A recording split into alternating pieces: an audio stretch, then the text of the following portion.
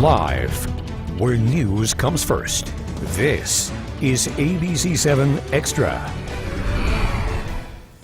Good evening. Thank you so much for joining us on ABC-7 Extra. It is Sunday night. Glad you're with us. Now, since we broke the news on Monday that the UMC CEO Jim Valenti was awarded a bonus of about $120,000 despite the public hospital's challenging year, our viewers have really been talking about the issue on social media, emailing us as well. Now, Valenti has received even bigger bonuses before. But what seemed to make a lot of the people cringe was the fact that this year's bonus came just months after the hospital laid off 56 employees. The board defending that big bonus, saying they're contractually obligated to reward him for meeting goals and that patient care has never been better at UMC.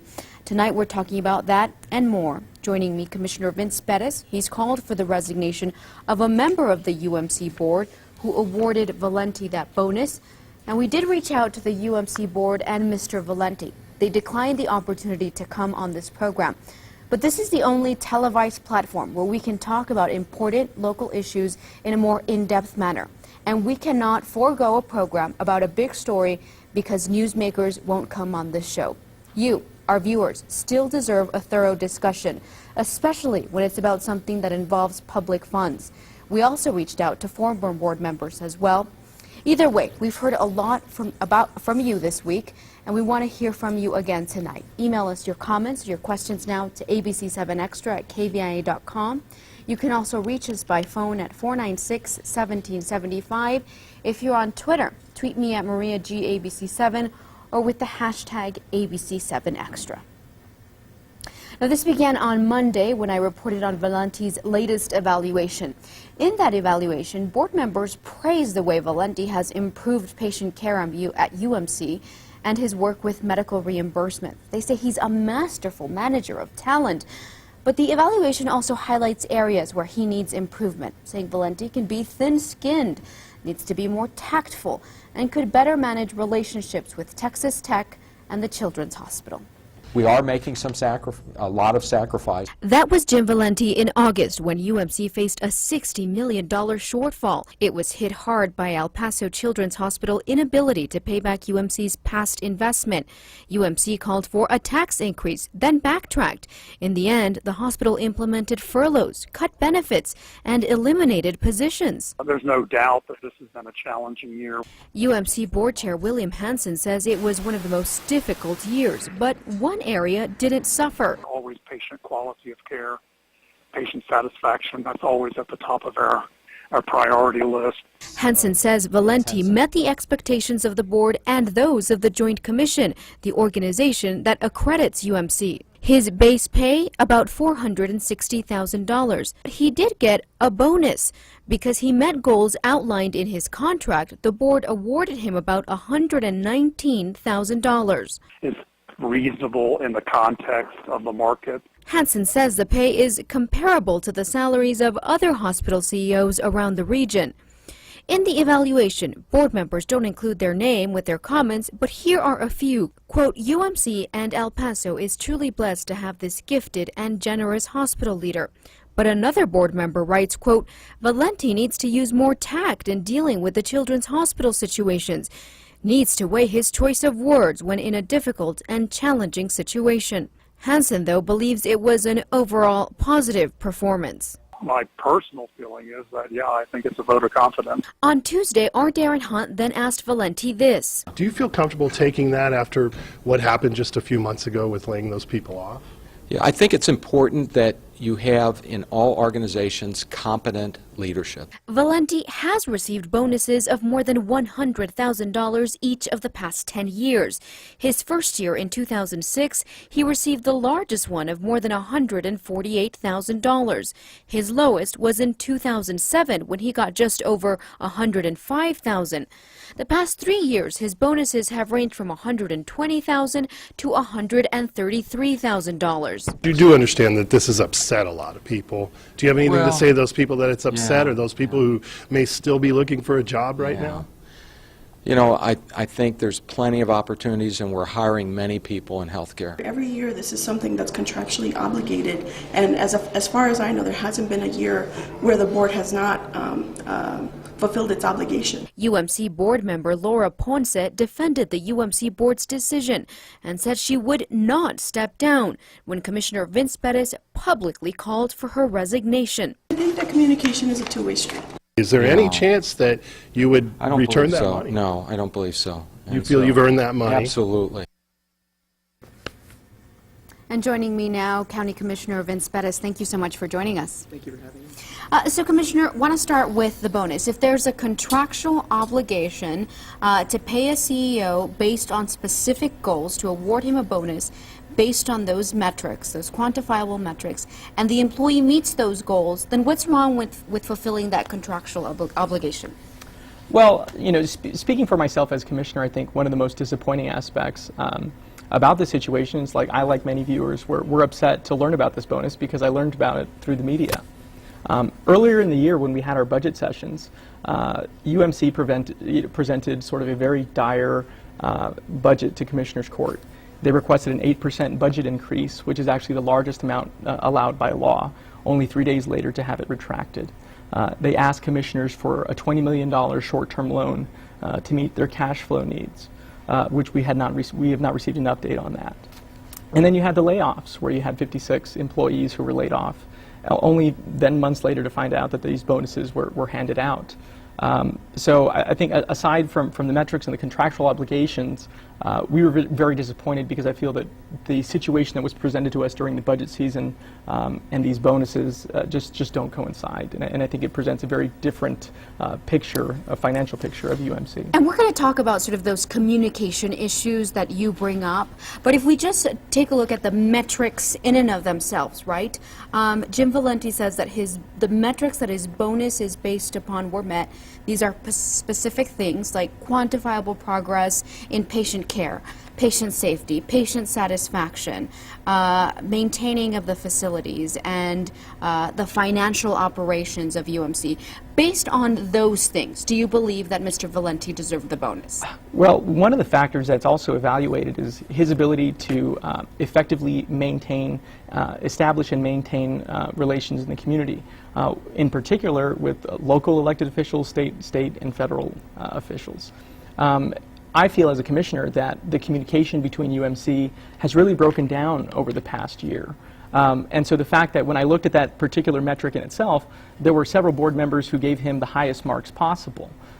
There were some that recognized that there does need to be an improvement in communication. So when you look at a few of those metrics, I think there seems to be a disconnect between the Board of Managers and I think the Commissioner's Court, who are perhaps the most important strategic partner that UMC has. And to see that deterioration, that relationship, to feel that there's not that communication, and then to see that he got such high marks for maintaining those relations, I think was very disappointing. But based on patient care at UMC, do you believe that Mr. Valenti deserved the bonus? I think based on patient care, UMC has certainly excelled and has done well. And so on other metrics, I think he has certainly met those. Again, it was the lack of communication with Commissioner's Court and the very different financial situation that was presented to us early on. Okay, let's talk about something that has come up a lot, and that's the fact that they backtracked on a need for a tax increase. You mentioned that was sort of one of the factors that led to sort of this deterioration in communication. But is that so bad for a public entity to say, we need to raise taxes, and then say, you know what, we've evaluated and we don't? I mean, for a taxpayer, that's a taxpayer watching, they could say, that's great, they found a way to deal with it without a tax increase. Sure, and as a commissioner has to vote on the budget, it's also great. I think what was concerning for us was the fact that this tax increase was presented as very necessary, and that if the tax increase was not passed, patient care would suffer. And those were the terms that were used when requesting the tax increase. And then only to have it retracted 3 days later, really, yes, that is a good thing overall for the public that we passed a budget that did not increase taxes. But it really raises a lot of question then about the level of trust. Well, then what was it? Was it a very dire situation that needed an 8% tax increase, which is the statutory maximum? Or were there other ways that the situation could have been presented? Back then, there was a lot of issues with Children's Hospital, and which are still ongoing, and dealing with the debt, and they were using that situation as describing the need for the tax increase. So from a relationship standpoint, it just causes a lot more questions than answers, because we depend on that information and we depend on that analysis to make decisions when passing the budget. Okay, the El Paso Times reporting today that Valenti is not the only one who got a bonus, saying that his executive staff also received bonuses, in total about $300,000. The Board of Managers, according to the paper, telling them that they had budgeted these $300,000 for these bonuses. Of course, that's raising a lot of eyebrows with people in the community. And I want to read part of a statement that William Hansen, the board chair, said at the board meeting this week. He said, quote, and we have those, if we can put that on the screen, quote, "We hear the criticism, we respect your concerns. Pay for performance benefits are based on the achievement of goals and targets that were set by this Board of Management last year. The board directed some employees, including our CEO, to work towards these goals, and if the goals were achieved, the employees would receive compensation. The employees performed that work and they achieved these goals. UMC is obligated to pay these employees. It would be unfair and improper to do so." So on the one hand, Commissioner Perez, you have to pay competitive salaries to retain good talent, to retain good leadership, heading this very complex, big organization like UMC. But on the one hand, you have to balance that with the fact that it's an organization that laid off 56 people this week. So how do you strike, this year, I'm sorry, so how do you strike that balance? Well, certainly we have to pay competitive wages. I mean, we're talking about an institution that has a budget of over $500 million. About $75 million of that comes from taxpayers. So we do need certainly the very best leadership possible to help ensure that patient care continues to excel and the hospital itself is successful.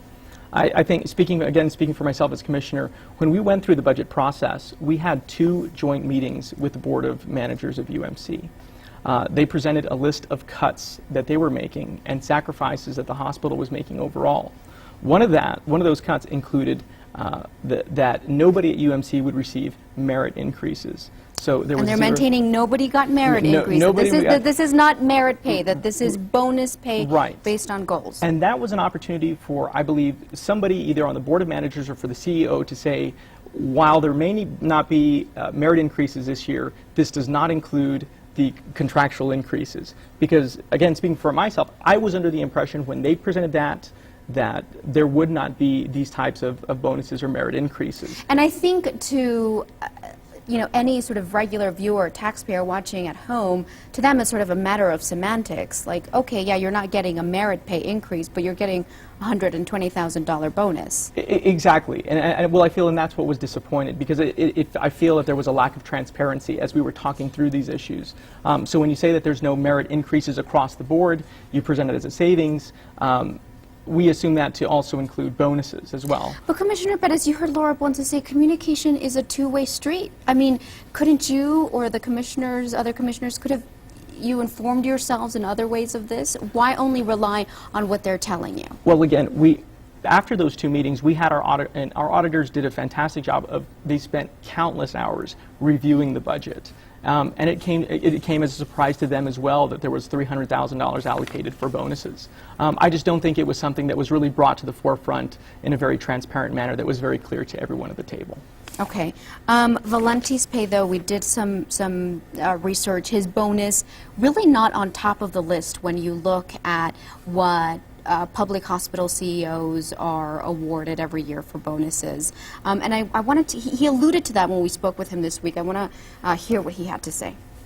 But exclusive of the Children's Hospital, we've had a solid year. And even though we have to make adjustments, we're foregoing merits, we're doing a lot of other belt tightening, and so it's part of executive compensation. When you look at the benchmarks, and I know I am between the lowest 10th percent and the 25th of colleagues. Now, some of his supporters would argue that he should he should be higher than that, that he should be paid more than that, because patient care, they say, is the cornerstone of a solid, good medical facility, and that he has improved that drastically. Well, what I would say is that, again, UMC had indicated this is their most difficult year financially in the past decade. So if this was the most difficult year in the past 10 years, and they still receive bonuses, I guess under which circumstances, I guess, would bonuses either be reduced or be cut back? And I think that's a big question for a lot of people, and certainly for myself as a commissioner. When the county faced very difficult budget times before I came onto the court during the recession, it was a very difficult time where elected officials took pay cuts, departments were required to make cuts across the board, and everybody participated in making cuts so we could make ends meet. So in this year, when this was their most difficult financial situation in 10 years, and they still received a substantial amount of bonuses, then under what circumstances would bonuses not be granted, or under what circumstances? What would it take? If they're saying it's been the most challenging year, then what would it take? Exactly. So I guess a question that we had from one of our viewers is, can there be a clause in the contract that states specific situations in which the bonuses can be voided, right? And that's a very valid question. See, that's why communication with the Board of Managers is so important. The Board of Managers, there are 7 Board of Managers who oversee UMC's budget. It is probably the most influential board that is not directly elected by the public. And one of their chief responsibilities is selecting an administrator, the CEO, and then providing a contract that gives them fair compensation with those bonuses. So I certainly think that after this news and after this experience, there needs to be a reevaluation of that contract to see if there can be circumstances in which bonuses can either be reduced based on the financial health of UMC or other metrics. But that's something that I would certainly like to see. Okay, and we have a tweet from Joaquin. He says, this is having an impact on morale at UMC. No raises for anyone. Mandatory 5 furlough days. Reduction in employee activities. So clearly the employees are having a tough year themselves. We're going to be right back. We're going to talk about the resignation or the call for the resignation that you made to Laura Ponce, the vice chair of the UMC board. So stay with us. You're watching ABC-7 Xtra. Remember, we want to hear from you. You can call us at 915-496-1775. Email us, ABC7Extra@KVIA.com. On Twitter, Maria G. ABC7, or with the hashtag ABC7Extra. We'll be right back. Welcome back to ABC7 Extra. We're talking about UMC today with Commissioner Vince Perez, as well as the the bonus for Mr. Valenti. Now, we have some tweets. John says, if it's under his contract, then they shouldn't complain, but the raise shows no respect to employees of UMC who were let go. Adrian has a question. Were the bonuses given a contractual obligation that, if not given, would have placed the county at risk? Do you know that? That I'm not sure. I have not seen the contract. And those are some of the questions that we're going to have moving forward as we review that. I mean, that seems a little bit disturbing that commissioners as a whole haven't seen Valenti's contract, or you haven't seen the contract? Right, because again, that's the chief responsibility of the Board of Managers in setting the compensation levels, particularly for the Finance Committee. It's their responsibility to ensure that the compensation levels are fair and that there's also incentive measures in there for pay. But I think what was upsetting about this year is that there does appear to be an inequality in the treatment of employees. There were furloughs for most of the staff, which was part of the list of cuts that was provided to the Commissioner's Court that all employees had to take. But then you have some top-level administrators who weren't subject to that and were getting bonuses. So it created this impression that there's this unfairness in the treatment of employees. And Laura Ponce, the vice chair of the UMC board, you've called for her resignation this week. And I want to read one of the comments that Mr. Hansen said about this. If we can take those, he said, quote, "I think it is important to remember that the UMC board decisions are made as a result of a collaborative and collective process of critical thinking and decision-making in which all board members participate. Individual board members do not make policy or contractual decisions alone. It is unfair to single out an individual board member for a decision that was reached and agreed to by 100% of the board members.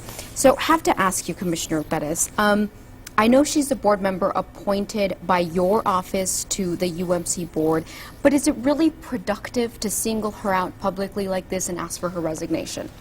Well, she was appointed by my predecessor, first and foremost, and Right. so I didn't have the opportunity to appoint her myself. And I think first and foremost, that's one issue that I take.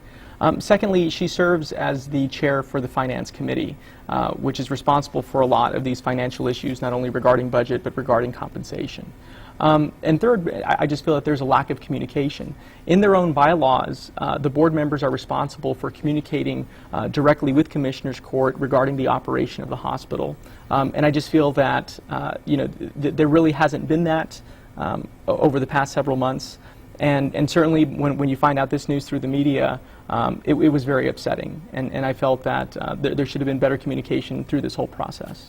Speaking of communication, when we saw the tension build between the Children's Hospital and UMC this summer, one of the things that came out was communication. In the evaluation for Jim Valenti, some of the board members write that maybe he should improve his public image, that he should work on building relationships with UMC partners, and maybe watch his words in public. How much of that tension do you believe is just sort of natural fallout from a very strenuous financial situation, and how much of it is caused by personalities? Well, I think it's not only just with Children's, but it's also with Texas Tech. I think we've seen some very contentious moments this year regarding some contracts regarding Texas Tech. But what's also something that was very concerning was my board member's response back to me that she was not going to step down and she intends to finish her term. Unfortunately, commissioners don't have the authority to remove board members. They are there for the full 3-year term. So she would have to step down voluntarily. She just indicated her willingness to want to finish out her term, and there was simply just no recognition of the issues that I had outlined in my letter regarding the communication and the series of events that I felt that need to be improved upon. The chairman's statement also, you'll notice, makes no reference of a sort of a willingness to improve the communications or concerns that are outlined, and I think that's also part of the frustration. There's another board member who was quoted in today's El Paso Times who also says that he doesn't believe that there exists a communication problem between Commissioners Court, and so he doesn't know where it's coming from. So I definitely think that there's even a lack of a recognition that a problem even exists, and that's what's very concerning, and that's something that needs to be addressed first and foremost. Okay, we have a phone call, if we can take that phone call. Hi, can you hear us?